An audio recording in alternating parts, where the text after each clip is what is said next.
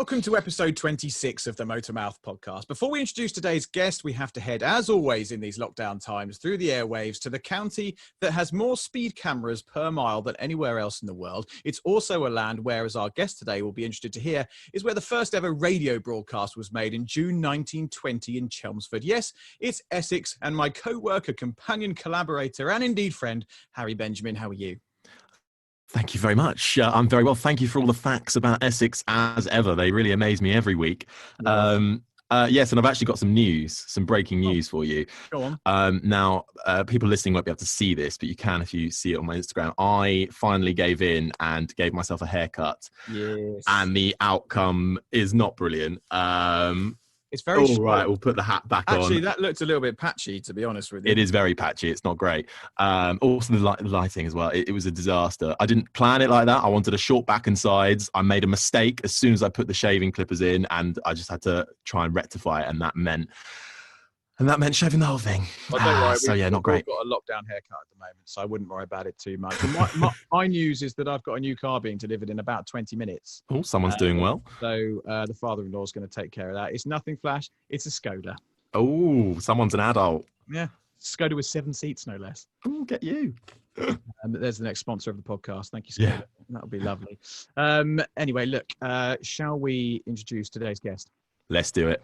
Okay, so today we're joined by the modern-day voice of Formula One, a man that started out in hospital radio before climbing the ranks through the BBC and eventually finding himself leading the commentary for Sky Sports F1. His voice is familiar to us all, but do you really know David Croft? Let's find out. Welcome to the MotorMouth podcast. Crofty, how are you? I thought this was a nice, pleasant chat, not the psychiatrist chair. What's going on here? Hi, chaps. Crofty, thank you so much for joining us. Yeah, how are you doing? How is lockdown treating you? I'm okay, to be fair. Busy as ever. We're trying to come up with lots of weird and wonderful and wacky ways to create some entertainment for all the Formula One fans that are missing, like the rest of us, our fix. We're recording this on Wednesday, the 13th of May. We should start by saying happy birthday to the Formula One World Championship, of course. Absolutely. 70 years. Yeah, and also happy birthday to Stevie Wonder, because he's 70 today as well. Is that right? I did not know that. Yeah, this was my fabulous fact from the 1000th race celebrations in China last year, where I actually worked out that Stevie Wonder was born on the same day as the F1 World Championship. That's amazing. So I've seen Stevie Wonder in concert. It was amazing. I wasn't expecting great things, but unbelievably, he moves around the stage like you would not believe. Where did you see Stevie Wonder in concert? I actually, on the F1 theme, saw him in Abu Dhabi at Yas Marina Circuit. I can't remember the year. It was would have been a few years ago now. But yeah, it was at the Claws of Ferrari World where they have the concert there at Yas. Yep. I saw him there. Because we went to see him in Austin. He played the Grand Prix after Austin.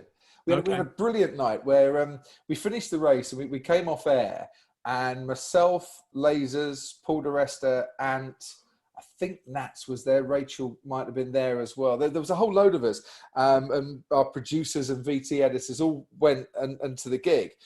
We thought, well, we haven't got tickets. We don't know how to get in. So we went through the TV compound and walked on the track to where the stage was. Nobody stopped us. And suddenly we're in the Golden Circle and we're about 20 yards from the front of the stage watching Stevie Wonder. And it was the concert where he got down on 2 knees. Everyone was like taking a knee, protesting against the president. When he got down on 2 knees and played the Star Spangled Banner. Just one of the most amazing concerts we've ever been to. What a story. He's really good live, really, really good. Oh, he's mega. At the US Grand Prix, where do you go on Sunday night after the race? Were you in the Blind Pig with half the rest of the paddock getting completely slaughtered? Well, obviously, I can't answer that one. Yeah, of course I was in the Blind Pig with everybody else. It's the Blind Pig is where it all happens in Austin, especially on a Sunday night. For anyone who's not been to the Austin Grand Prix, if you like great music, great stakes, good beer, and a great racetrack, it is one of those you've got to tick off on your bucket list, to be honest. I think they've done a fantastic job with that circuit. Yeah. I really do. And Austin as a city, I was meant to be going there actually to celebrate my 50th birthday in a month's time. because the Black Crows were reforming and playing at the track, and I thought, what a great place to go and celebrate being 50 and pretend you're 20 again. I don't think that's going to happen, sadly. But Austin, you've got to tick it off. All F1 fans need to go there. It's brilliant. I went for the first time last year and absolutely loved it. And we had Halloween, obviously, at the same time. So that added to the atmosphere. The thing that shocked me the most was the temperature. I couldn't believe how bloody cold it was. Yeah, it can be in November, to be honest. The first year we were there, we had a red flag because there was so much fog around. They couldn't, the medical helicopter couldn't take off from the hospital to get to the circuit. Yeah. It can, and we had as well, forget the year, but the infamous 5-hour qualifying broadcast where nothing happened. And it was almost as if Stevie Ray Vaughan was playing Texas Flood live for us on that particular afternoon. And we went on air knowing there would be no qualifying, somehow managed to fill 5 hours of television. But, you know, when you work with the best, it's a piece of cake. The ultimate amount of filling and waffling going on. Oh, yeah, just a bit. Crofty, let's take it back a few years. You were born just down the road from me, I believe, Stevenage. And yeah, where are you? I'm in very close to Hitchin, a little village called Clifton, which is 25 minutes up the A1 from Stevenage. I used to play cricket there once upon a time. Oh, did you? As an away game. Yeah, I know Clifton very, very well. It's a gorgeous place. Has it still got the Clifton Tandoori? Yes, and we go there a lot. One of my favourite Indians after the Khushbu in Brackley, which has the Karun Chandok menu and also serves the Crofty naan. There we go. What is your curry order? Just off tangent slightly. Oh, yeah, it depends what sort of a mood I'm in. I actually made a biryani on Sunday because it's lockdown and got a chance to get into the kitchen. I used to like a jalfrezi. Yes. Love a jalfrezi. That is my go-to chicken jalfrezi. Yeah, to be honest, something with a bit of flavour. It doesn't have to be hot, as long as it's got a bit of flavour. But if you're ever in Brackley, go to the Khushbu, go on the Karun Chandok menu, and then have the Crofty naan as well. So this podcast is going to go on a long time today because we're going to go off on tangent. I always do. I was in there with Karun and the owner, who is an absolute top gentleman, but he's Indian cuisine's answer to Basil Fawlty, and that's the respect he gives everybody that goes in there. There's a lot of famous F1 autographs and pictures on the wall. And he asked me what I wanted, so I gave him the order and I said, "Just can I have a chili, cheese and garlic naan, please?" He said, "We don't do that." So what do you do now? Put it on. He said, "I can't make that." I said, "Well, you think you're good? You go and make me one of those." And he came back, having made two, one for himself and one for me, and said, "Right, I'm putting it on the menu. We'll call it the Crofty naan." So there you go. I have influence now. We'll have to give it a go. It sounds excellent. Sorry, I was born in Stevenage. Let's go back 49 years, shall we? Let's go back 49 Cast your mind back. It's going to take a very long time. So what was life like in Stevenage all those years ago? For most people, it was trying to get round the roundabouts in one piece. Was perhaps the hardest part. I mean, what was life like in Stevenage? It was just a normal life, to be honest. Nothing spectacular happened in my life whatsoever. I was a boy that used to love listening to the radio, used to love listening to sport on the radio and on the television as well. And I wanted to do two things when I was a youngster.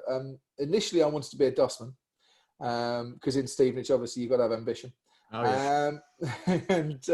And then I thought, no, I want to be a sports commentator. And that's what I wanted to do with my life. But you try telling your teachers, I want to be a sports commentator and get taken seriously. It just didn't happen. So I went into the theatre. I became a theatre publicity officer for a few years. Well, I was a stagehand. I had a job as a stagehand, which I absolutely loved. It was magnificent. Hot, sweaty, dirty, disgusting work at times, but lots and lots of fun. And then I became the press officer at the local theatre.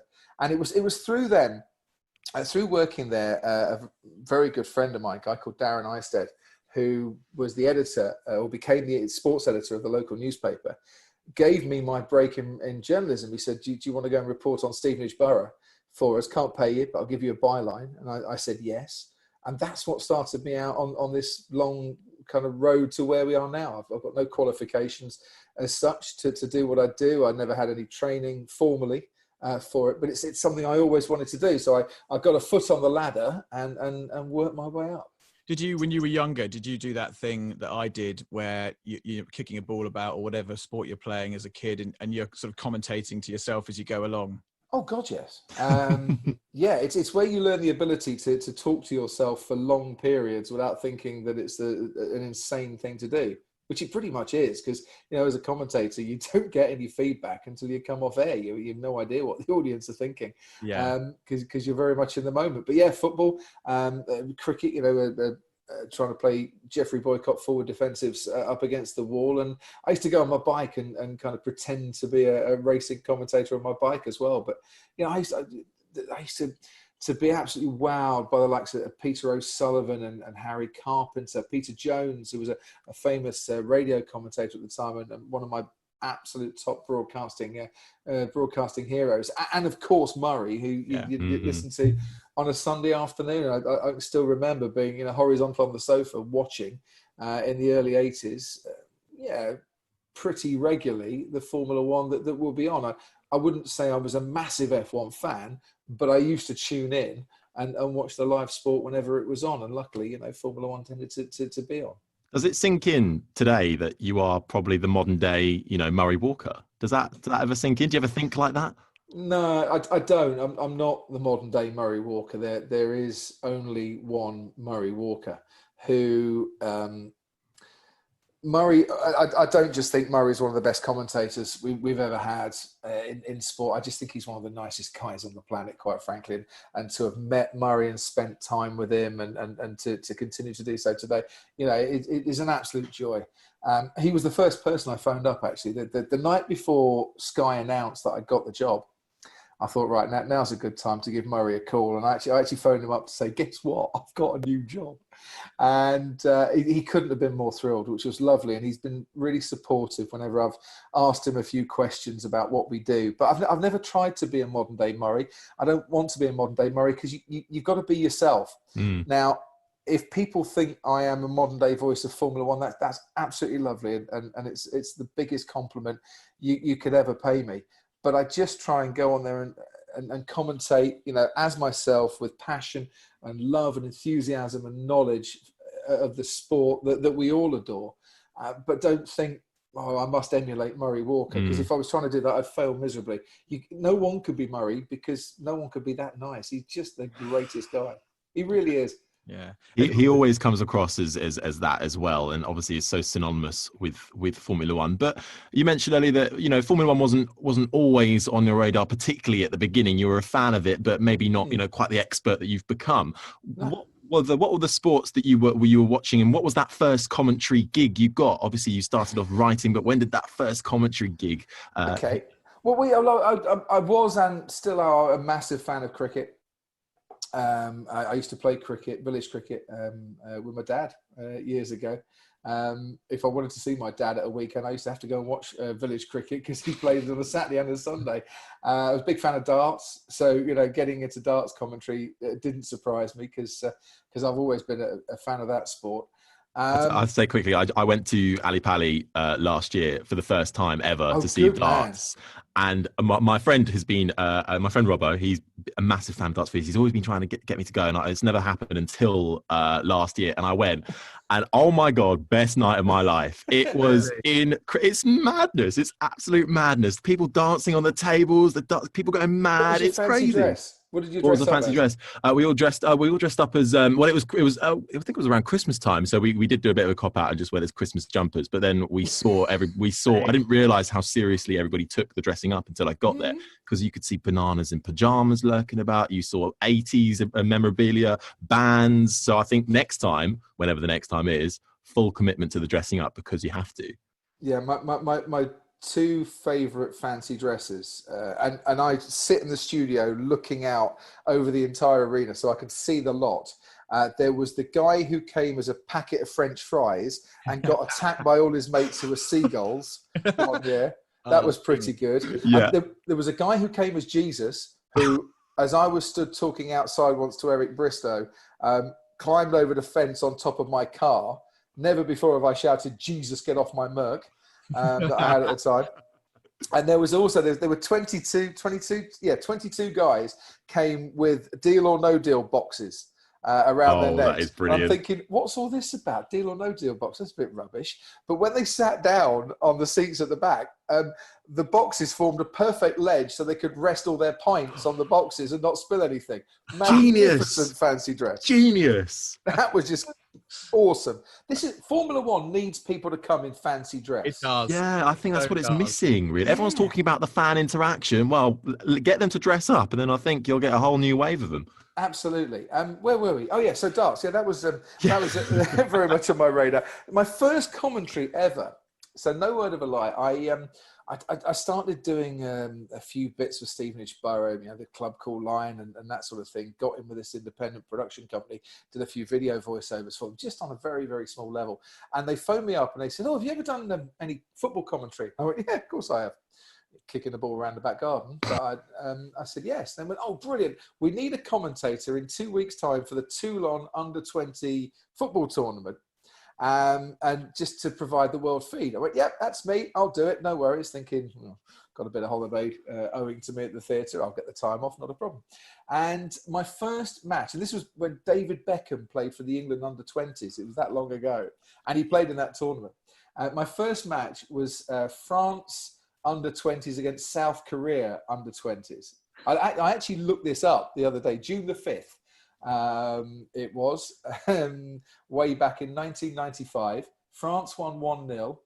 Robert Pires, who went on to play for Arsenal, scored the only goal of the game. I have talked about this game with Robert Pires. What a name drop.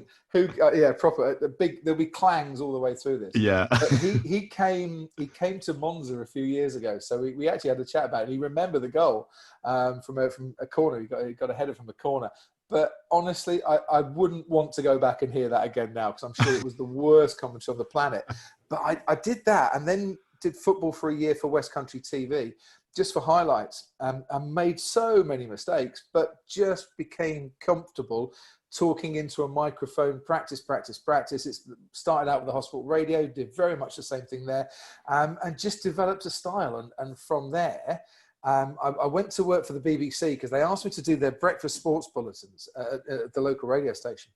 And I said, "Look, I'm doing West Country TV on a Saturday. I've got my full-time job at the theatre. I'm coming in and doing this for you, doing 3 hours before I start work, Monday to Friday. If you want me, give me a full-time job, guys. I just can't do this all the time." So they did. They gave me a full-time job. They gave me a month's contract. And I gave up what I was doing in the theatre for a month's contract with the BBC. And touch wood, I still think that wasn't a bad decision to have made. I've managed to pay the mortgage ever since. Yeah. Are you, I guess in those early days, a lot of the time you would have been commentating on your own. How Yes. much of a challenge is that? And do you still do that, or are you very much alongside other people these days? Well, yeah, I mean, there are times that I'm on my own. When Paul de Resta's texting people, I feel very much like I'm on my own. Don't mention Paul de Resta too much. Harry is slightly hi, upset number by one super fan of Paul de Resta here. Start crying, it'll get really messy. Big fan. I always thought he was hard done by in Formula One and deserves a shot. Totally. Paul de Resta was a way better talent than his Formula One record will ever suggest. Oh, yeah. 100%. Our plan is to get him on here as well, and then he's not going to speak. I'm just going to show all the facts that he should have been better, and he was better. He'll be licking the screen and stuff. It'll be he's a top lad as well. There was a time at Silverstone where they didn't have the tyres ready. The time at Silverstone where he qualified sixth, I think it was. Where, I know. Suddenly the weighing scales revealed something different. I mean, it's just pathetic. Yeah. He was.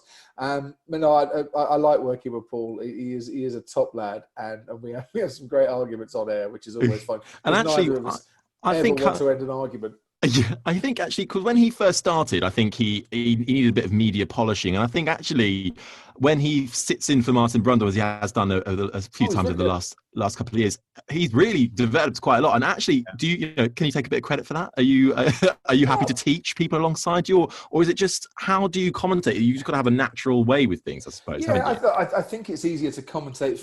Certainly for drivers, it's easier to commentate on the race than it is practice session because there's more happening for starters. But you try and give people pointers along the way. Paul will fill me in on the technicals of racing, and I'll give him a few pointers about broadcasting. But he takes it really seriously, as has Ant and Karun as well. and Martin very much over the years. There are times that I'm talking a bit on my own because Martin's rushing down to do the interviews afterwards, and that can be quite hard because it's when you're a commentary partnership. You have the ability to shut up for a few seconds and take stock and have a think. Yeah. It's really easy to sit and watch a timing screen and watch a race and pick out all the stories, but try doing that when you're talking constantly. Yeah. Because thinking, absorbing, looking for information whilst you're talking is a multitasking feat that we weren't designed to do, gentlemen.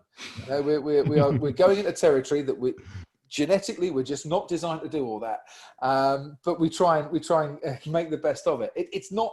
That's the hardest part of the job is finding and telling the narrative whilst conveying it at the same time, and then occasionally having to listen to people talking in your ears whilst you're also talking. Yeah, that must be extremely challenging. There was something that I think it was Jake Humphrey shared the other day, where for those that haven't seen it, there were 3 or 4 screens up, and it was him with various people in his ear talking about different camera shots and angles whilst trying to present. How challenging is that sort of thing to pick up and run with? So imagine when we're in the Sky commentary box, I've got headphones on, and they're enclosed headphones so that noise from outside can't permeate my ears, as it were, because it's a very noisy environment. You have to have proper enclosed headphones. And when someone talks to you, you then don't hear your voice.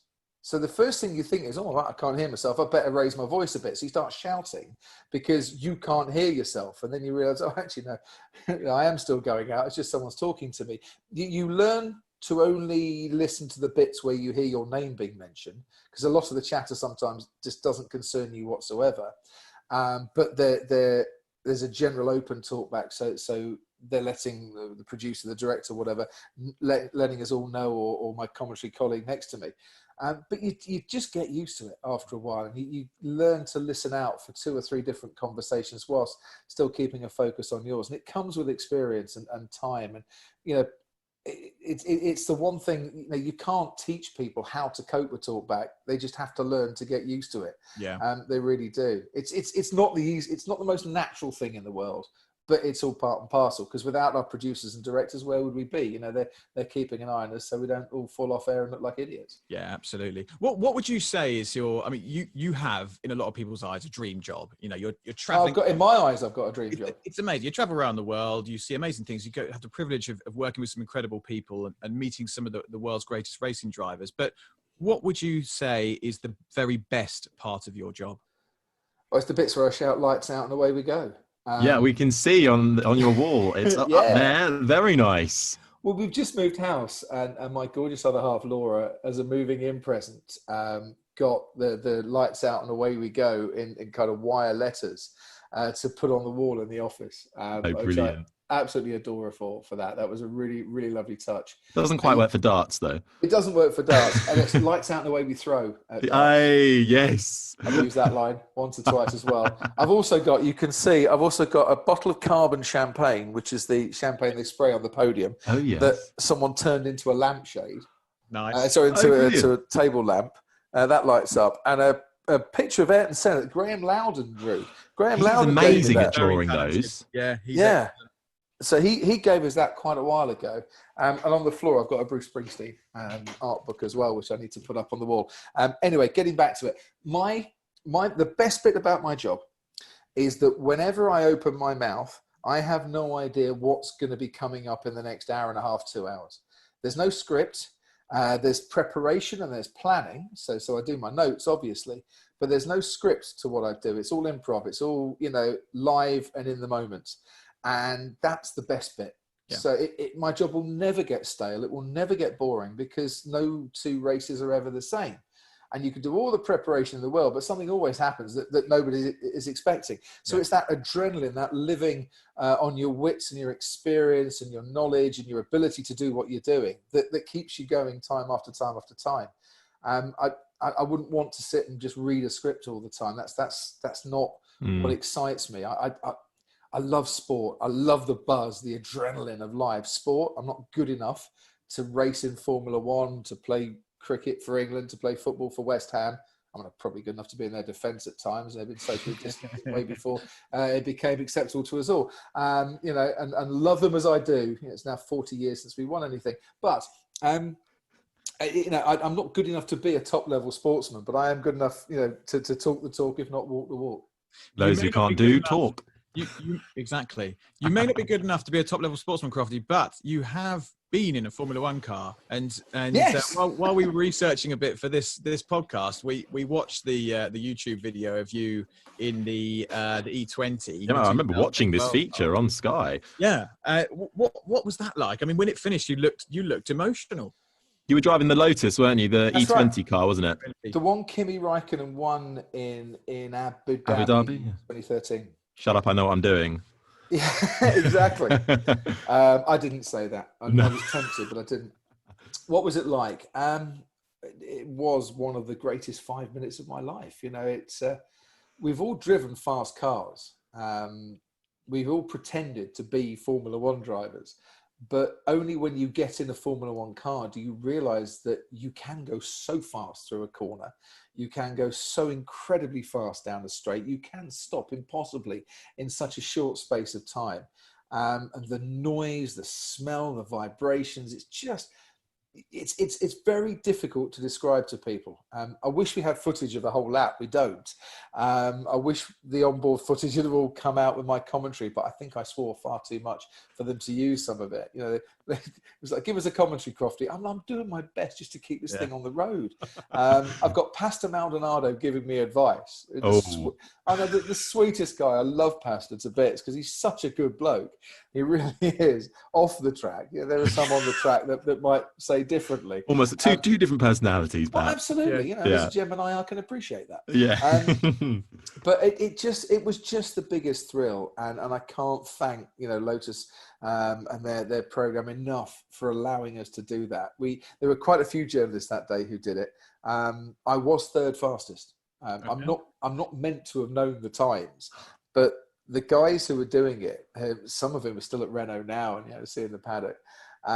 They actually did call me to the back where all the celebrity was and say, right, do you want to know? I said, yeah. I said, you were third fastest, and that's not bad. Jacques Lafitte's daughter was fastest, and wow. She's done quite a bit of karting and has raced a bit. The person who was second fastest had also done quite a bit. I was the top of those that had no experience whatsoever. Will Buxton was desperate to be the quickest. Of course he was. Apparently lifted off and got it all wrong through Cinia, and was substantially slower than me. Sorry, Will, I am going to keep telling that story because you think you're something on the track, and you weren't. You've got an opportunity to beat him at something else a bit later as well, because we've got a quiz for you, and he dreadful at quizzes.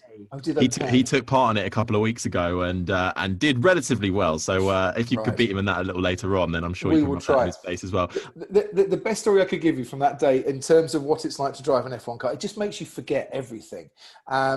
Jimmy Roberts, and I love Jimmy Roberts, a great journalist, writes now for the official F1 magazine. Jimmy, we were told, out lap, time lap, in lap. Yeah?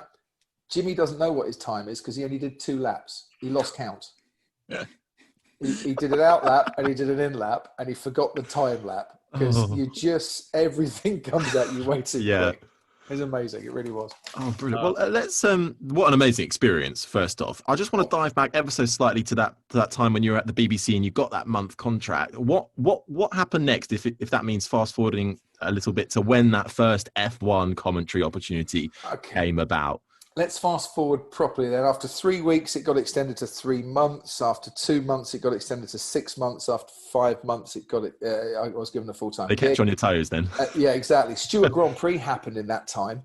Whilst I was at Three Counties Radio, that was our local team based in Milton Keynes. So I got to interview Paul Stewart and Sir Jackie Stewart on a regular basis. That was incredible. Yeah. And then I applied to join 5 Live as a producer, because in those days, BBC ran a local radio training scheme. So you could go and work at 5 Live, and if it didn't work out, you get your old job back. It did work out, and I stayed. Sports Extra started, and I got a broadcasting job on the initial stages of 5 Live Sports Extra. I went and covered the World Darts Championship because I happened to be doing late night sports bulletins and they needed someone to go and do the darts as well. So that fitted in quite nicely. And I was just, I was doing some football. I've been to World Cups and Olympics, and I was looking to specialise. And I was in a bar in Vegas in 2005, and I was talking to Jason Swales, who at the time was the F1 producer for 5 Live. And Jason said, "You should be an F1 commentator." I was like, "Yeah, you're drunk, shut up." And he said, no, seriously, you'd be absolutely brilliant at it. I went, "Yeah, Jaden, it's 2 o'clock in the morning, mate. We've had a lot to drink. Let's do this conversation another time." But he kept on saying, "Look, we need a new commentator. You'd be perfect. You like the sport. You understand the sport. You know, I've been to Silverstone and presented Sport on 5 a couple of times as well." And he persuaded me to audition. And I got the gig, and the production company that he'd attached himself to, because it was going to an independent production company, got the gig as well. And from a conversation in a bar in Vegas, I became eventually 5 Live's Formula One commentator. So my first race was Bahrain, 2006. Fernando Alonso won that one. And I didn't think I'd last the season, to be honest, because as much as I tried to learn as much as I possibly could, I quickly realized I knew absolutely nothing compared to everybody else in the paddock. And it has been a voyage and a learning experience ever since. Do you remember how you felt at that first race before Exhausted. the lights went out? Before the lights were sweating buckets afterwards. Oh man, just a bit. I was terrified before it started, because honestly, how do you know that you can keep that narrative going for an hour and a half, an hour and 3/4 as well? You don't until you've tried it. It's really interesting. I sometimes do some gatherings, some Ask Crofty gatherings, and get people to have a go at some commentary. And everyone's great for 10 seconds, and then think, well, what do I say next? Yeah. You know, as you can tell, I don't have that problem. I just talk till the cows come home. But don't try this at home, kids. But it's very difficult to keep that narrative going, keep the pace and the enthusiasm going. I know I was utterly exhausted at the end of that first race, and still am to a certain extent. At some races today, you come off air and you think, "Oh, blimey, where did the last 2 hours go?" Germany last year, for instance. Where has the time gone? Yeah. And I'm absolutely knackered, but that was just brilliant. It is a real skill. And actually, I've actually worked for the same production company that you started with, Crofty. That's where I got in there when I was 18. I was making the teas and working my way up that way. And one time I was at the British Grand Prix with them when they were doing F1. I think it was their final year of doing it, because they don't do it anymore. But and I was just there as a runner, that kind of thing. And the producer said, a woman called Chezzy, said, like it was GP2 practice or something. And she was like, "Hop, just have a go." It wasn't going out of it. She was just like, "Have a go, have a go." And I was like, "What? Just have a go." And I was sat there with the commentator who was just there sat making it. I was like, "You sure? Like, I don't." Okay. So I stuck the headphones on. This wasn't going out anywhere, just literally to the room, and that was it. And on GP2 practice, of all the things to first commentate on, it was one of those. Luckily, I knew about GP2, knew the drivers well. But my God, commentating on a practice session for GP2, I could do about the first few cars that came out of the pits. But after that, I just didn't know what to say anymore. I mean, I was just like, well, how do you do a practice session, let alone, well, I suppose the race is more to talk about, but it gave me a newfound respect. Yeah, thank you for that. We started the practice sessions on 5 Live and the commentary, and it was always my intention to create a test match special vibe for motor racing within those practice sessions. So you can talk about the pictures, but a lot of the time they're not relevant or particularly interesting.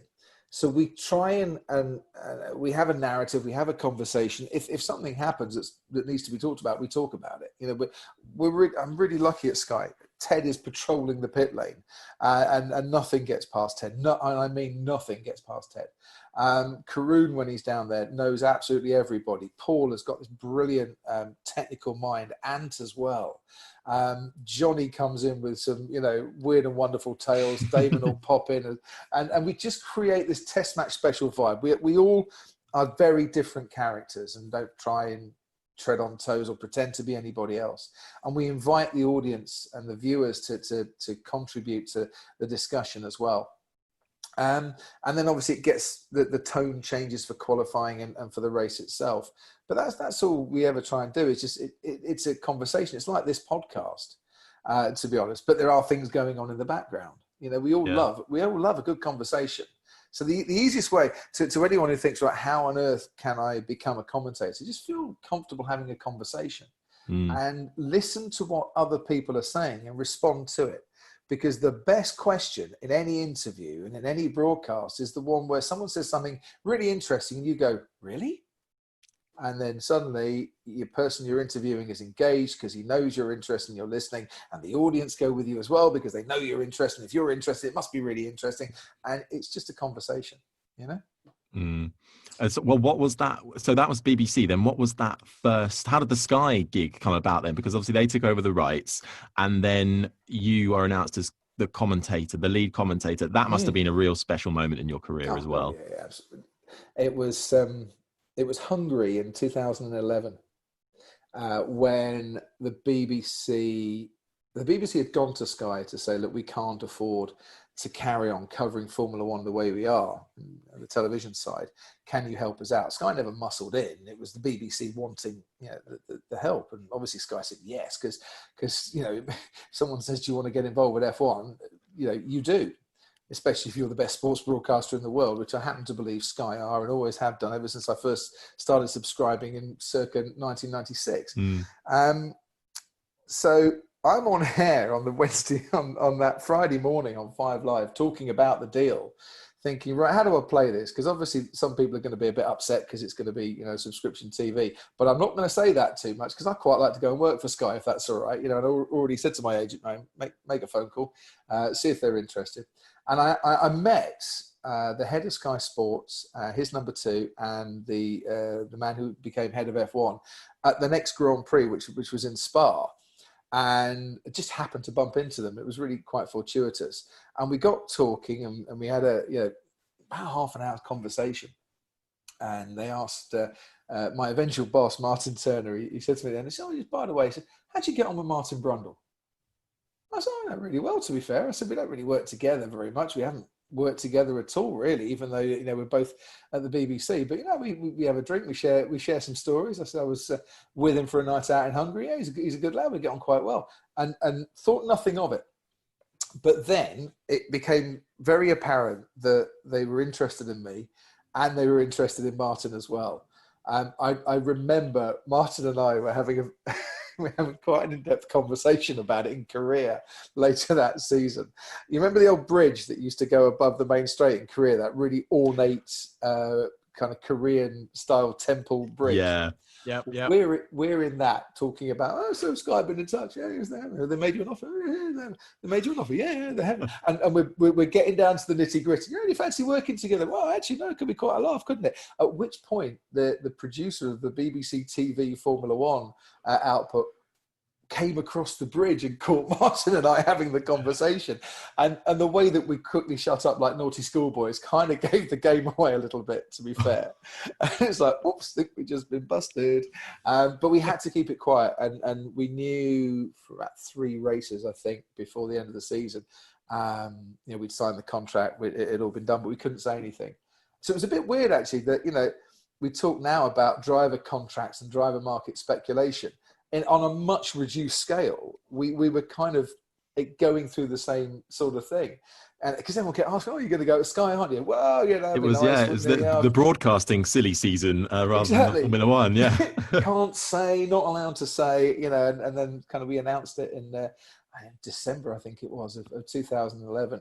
It took me, when I got the call and they asked me, it took me all of about 5 seconds to say yes. You know, it's huge opportunity. Absolutely. And I think, you know, for the few people that were a bit anti-Sky when we first came in, I hope we've managed to convince people that we're not just in it because we're Sky and this is Formula One and we're the big boys.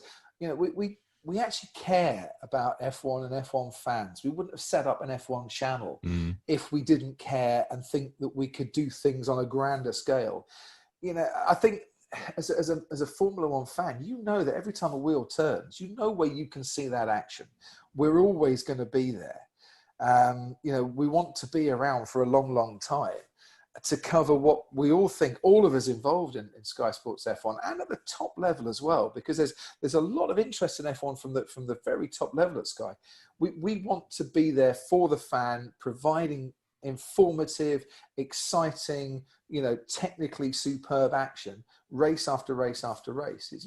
We're all fans, and it's, I don't want to say by the fans for the fans, but yeah. How lucky are we to have, as fans, to have our own sports channel dedicated to the sport that we all follow? I mean, that's not incredibly frequent that you get that opportunity. Exactly. And we've been around now for, well, what's this now? 2012. Is this meant to be our 9th season, I think? Time has flown by. I bet. Still remember Australia 2012. You really can. Yeah. We'll test your memory shortly. That'll come in handy if you can remember 2012. One thing I'm curious to know is, you've been doing this some time now. Obviously, you're interviewing people often in very heated circumstances. It could be they've just got out of a car and they've had a stressful time. Can you put your finger on the worst or most tense interview you've ever had to do? Blimey. Worst or most tense? I mean, I'm lucky. I don't do as many interviews now as I used to. There's a lot of us on Sky. We all have our own area of expertise. I remember in 2007, we were all promised an interview with Lewis Hamilton after he lost the world title by a point. And his dad, Anthony, wasn't overly keen on allowing him down to meet the press. And in the end, myself, John McAvoy from the Daily Mail, and I think it was Alan Baldwin, who was a writer from Reuters, got to go up and do a pooled interview for everyone. And I got to go first. And talking to Lewis the day after the title had slipped away, that was a pretty tense interview. You had to be pretty careful with the way you phrase the questions. Yeah, we're not out to get him, but that disappointment, of a disastrous end to the season was still very much apparent.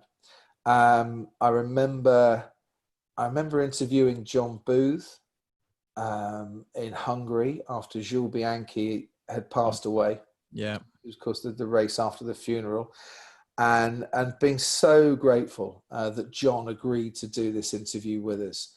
There were tears in both our eyes at the end of the interview, I can tell you that. But once again, just having to be careful that you didn't overstep the mark in any question, that you treated things with the most respect. Interestingly, we I suppose, on a lighter note, but very distressing at the time for him, we've just recorded a watch along with Felipe Massa of the Brazilian Grand Prix in 2008. Now some people think this might be a really harsh thing to do, but Felipe was really up for it.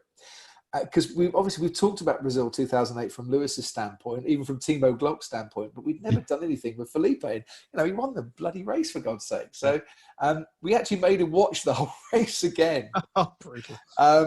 You can see it. So we're on a Wednesday afternoon. So I think by the time the podcast goes out, this will be available to watch.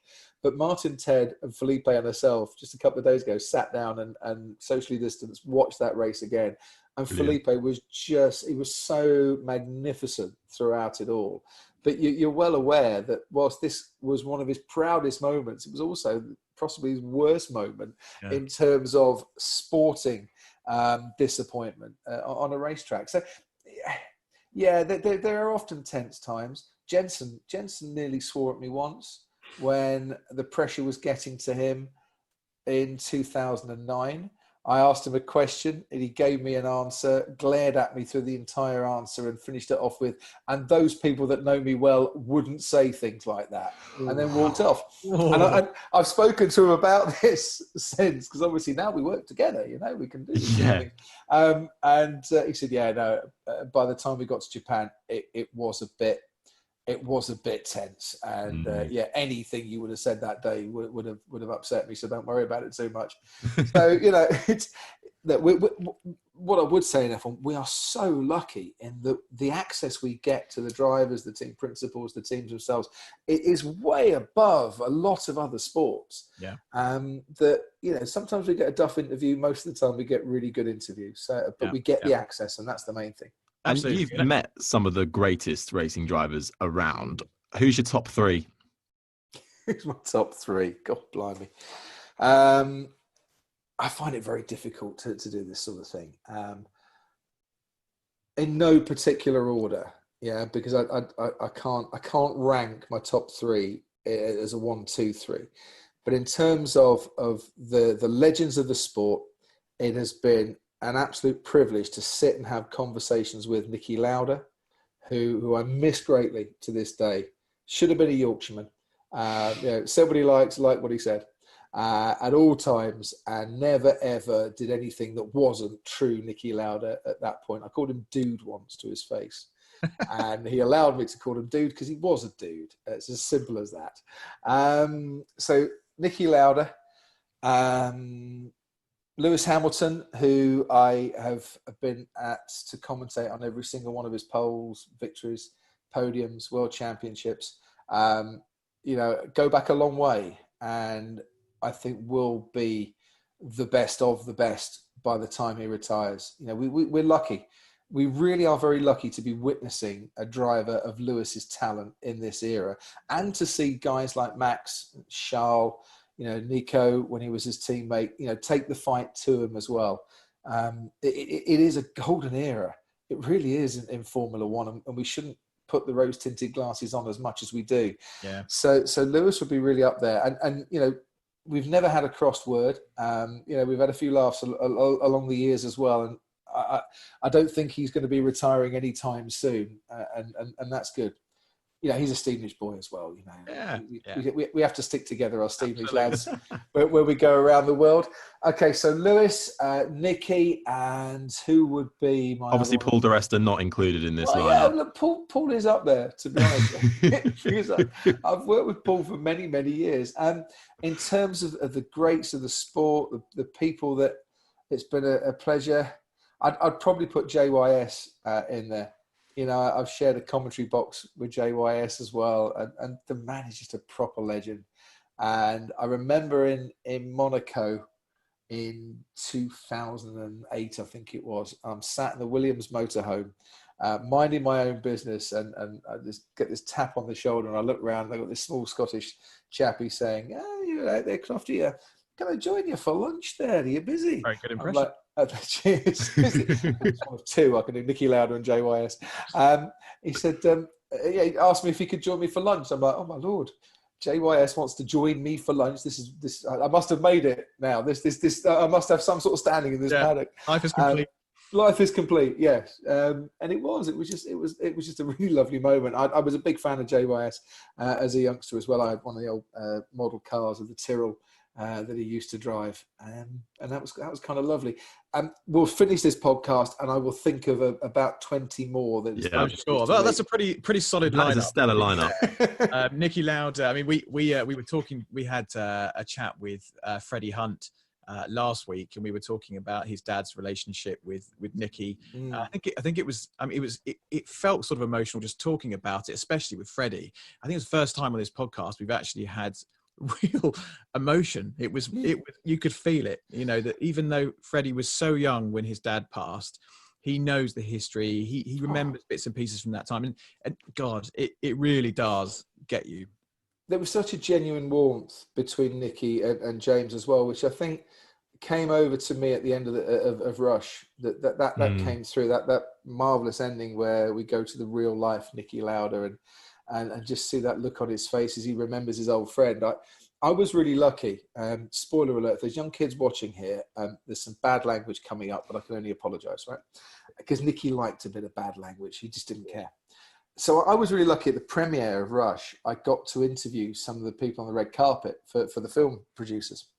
And Niki came along. This is the most surreal moment. I was interviewing David Hasselhoff. Oh, the Hoff. Who who was actually, I created a tense interview because of all the things I could have talked to David Hasselhoff about, I started off with SpongeBob SquarePants, the movie, which I don't think he really wanted to be remembered. Certainly not in front of, I think it was his niece that he was with, he was actually in. So I've asked him a question. He's not really being very responsive. And then suddenly in my ear, right, Crofty, go get Nicky Lauder. He's arriving. All right, sorry, the Hoff. Got to go.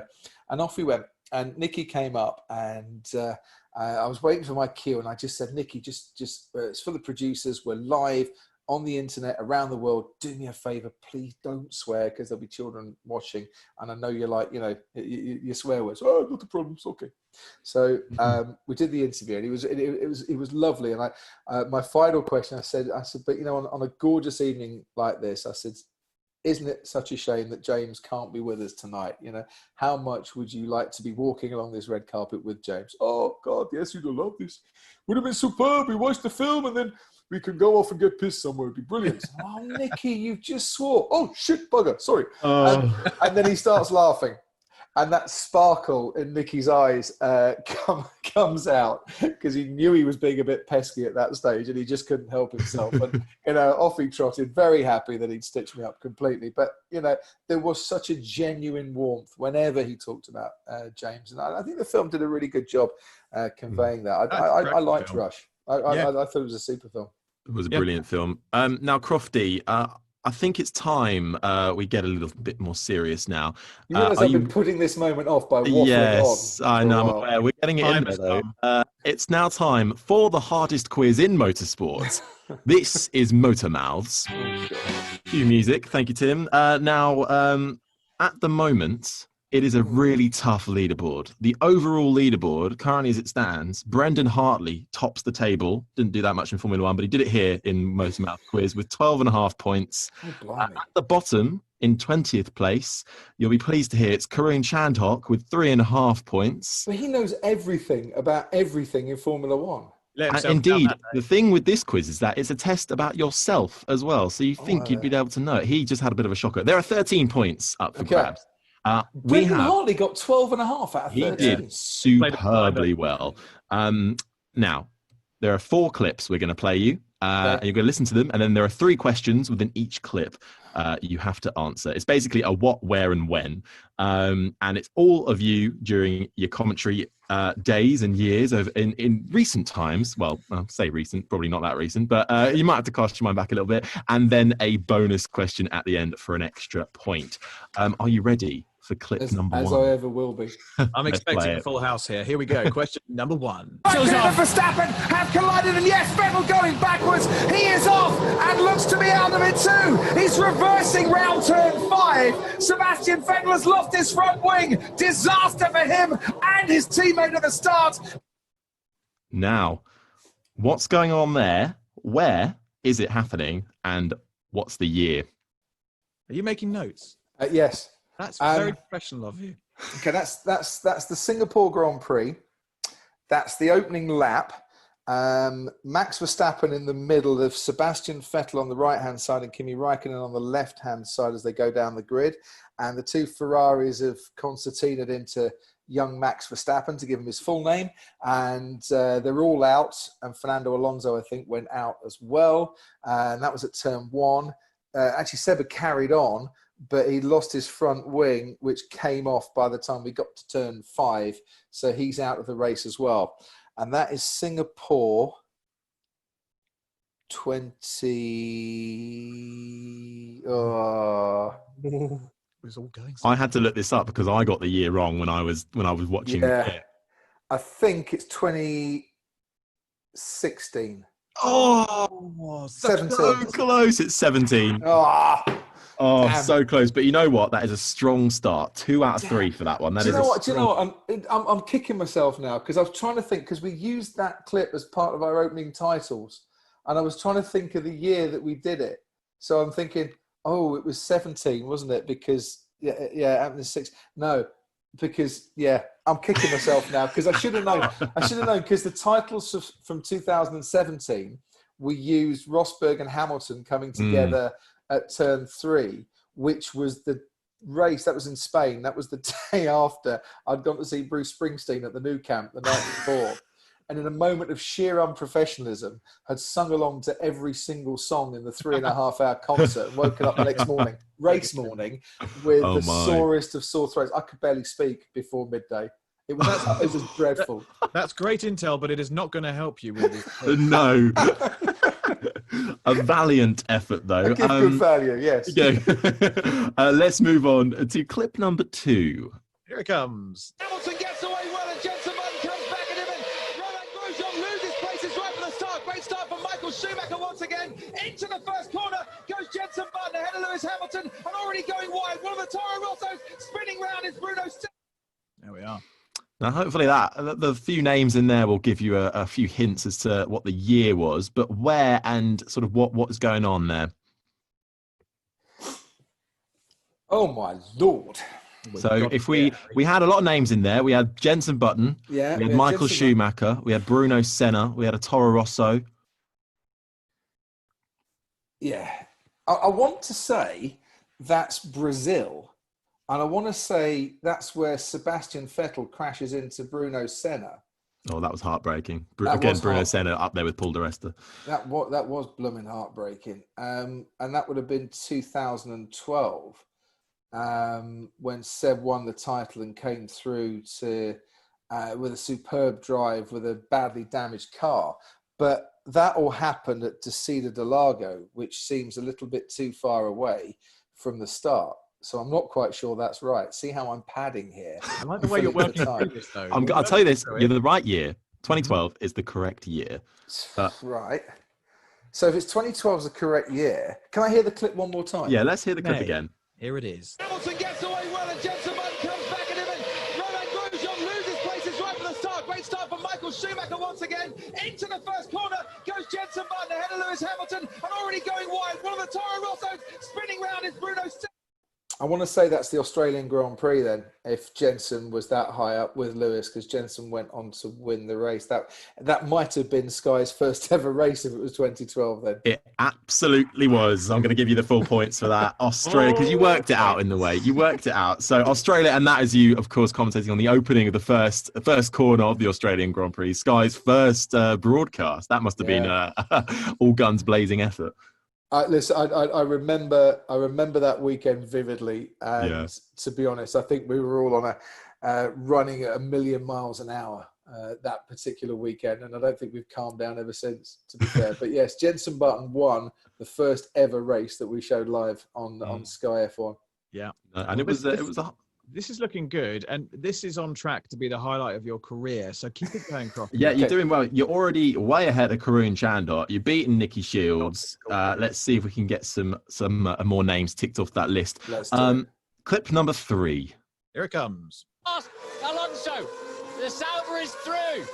One more Leroy Jenkins moment from Kamui Kobayashi before he waves goodbye to... Now, I hate to be the ignorant one, but can you explain Leroy Jenkins? Okay, so Leroy Jenkins, this is Anthony Davidson's fault.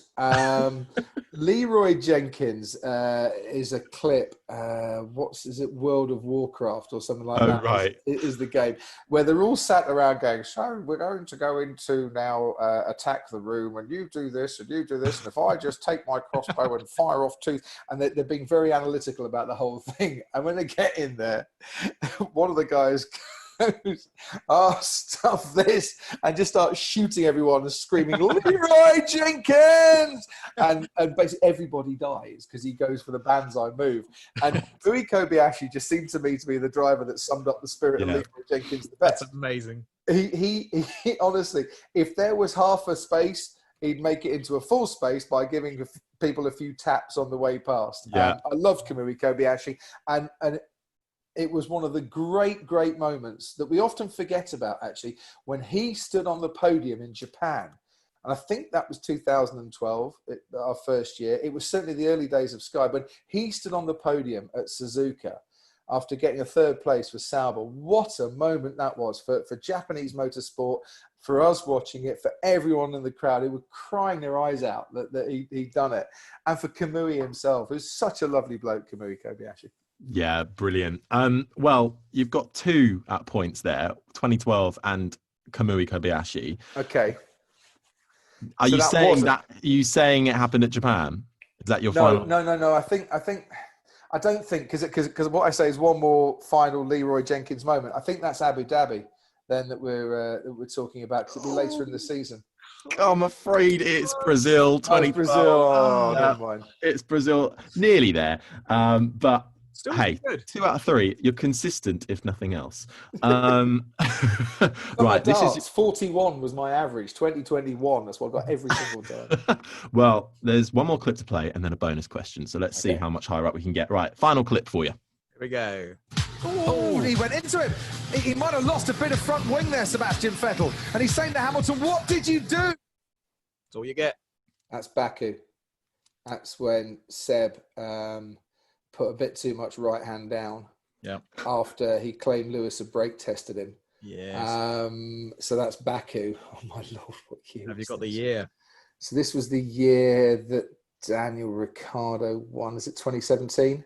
Spot It is on. That is 3 out of 3. Round of applause. You. Okay.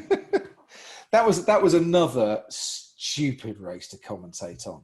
And when I say stupid, I mean epic, because you just didn't know what was going to happen next. For heaven's sake, it was, and it's I do my notes, I do my preparations, and then you just get a race like that where you barely reference your notes because there's so much going on to take on board.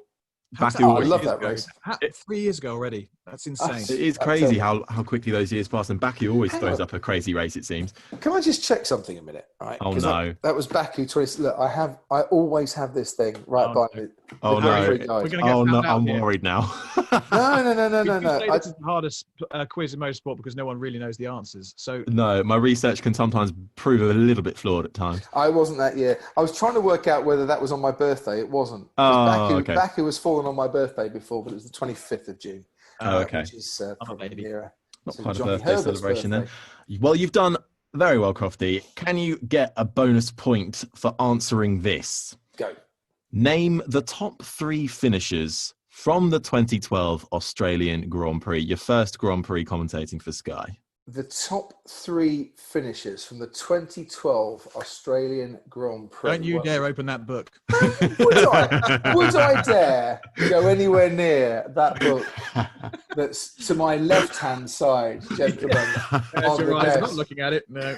Not looking at it at all. Well, Jenson Button was the first guy. Oh, my Lord. This is actually quite difficult, isn't it?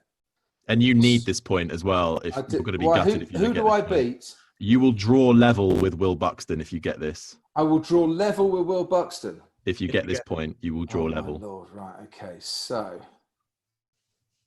Do we give any clues? Jens... No. Don't Well, we did play you the clip earlier on. So, You did. You did. Jenson Button. correct. Sebastian Vettel. Correct. Lewis Hamilton. Absolutely spot Oh. on. Button, Vettel, Hamilton. That gives you an extra bonus point, which takes you, Crofty, to 11 out of 13. So not too shabby. Now, because we've had 20 people so far on this MotorMouths quiz, and it is competitive. So you haven't quite outdone Brendan Hartley, but 11 sees you slot into 6th position, I'm afraid. 6th. It's a really tight at the top. Yeah. You're going to hate this. Just below Jenny Gow with 12 points. Oh yeah, but Rory- Jenny stays up late to do all her research. I can't compete with her dedication. But you're among good company. Will Buxton is equal with you with 11. Ollie Rowland and Sebastian Buemi are with you there as well. However, that's the overall leaderboard. And in our season 3 leaderboard, you go equal top with Will Buxton, Hey. beating David Coulthard, On the who podium. only got 10.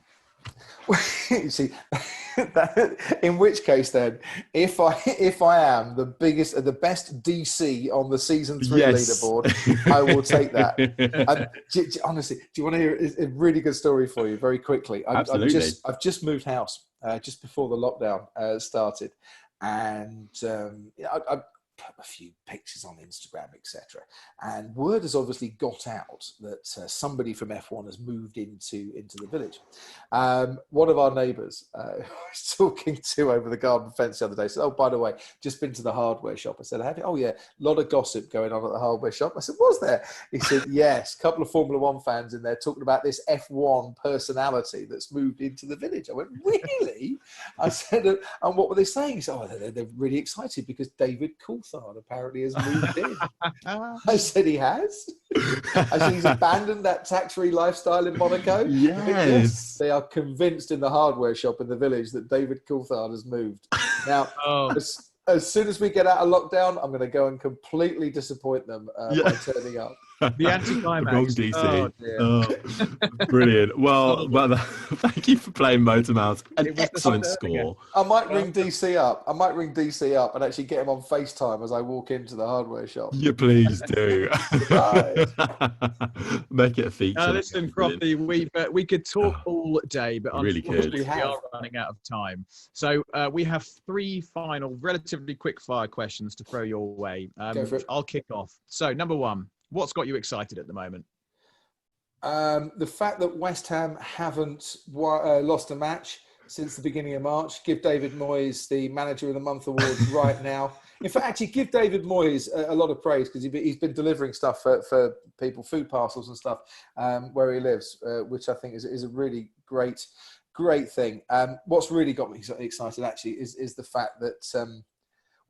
I'm making sausage rolls and cooking, and I actually quite enjoy spending time in the kitchen. That's been really nice. Sausage rolls with Parma ham and grated cheese. Oh, so not just your standard sausage rolls. These are pretty classy sausage rolls. But what's really getting me excited is that as we tick on, yes, we're still in lockdown. Yes, we're still socially distancing and we're observing all the rules we should, but we're getting closer to Formula One coming back, and that is going to be sensational. It won't solve all the problems of the world, but it will unite us all with the sport that we love taking place again. I just can't wait. Amazing. Second question. Give us all a bit.